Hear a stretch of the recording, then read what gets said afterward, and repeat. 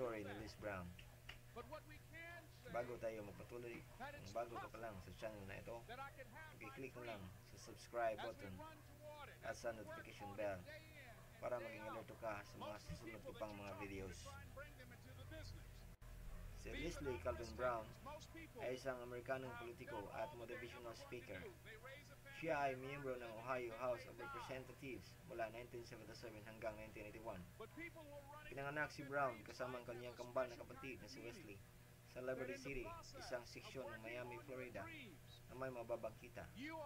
Siya ay inampo ni Mommy Brown, isang 38 taong gulang na walang asawa na nagtatrabaho bilang isang cafeteria attendant at domestic assistant.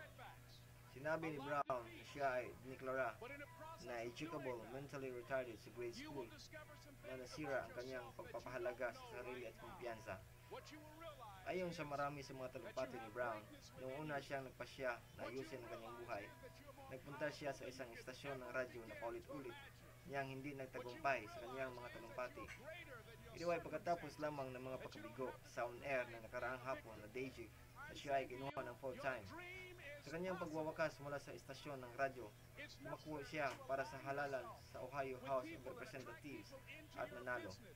Pagkatapos umalis sa Ohio State Legislature, nilipat niya ang kanyang karera sa telebisyon at naging host sa PBS. Mula Setyembre hanggang Nobyembre 1993, nag-host siya ng talk show, The Les Brown Show.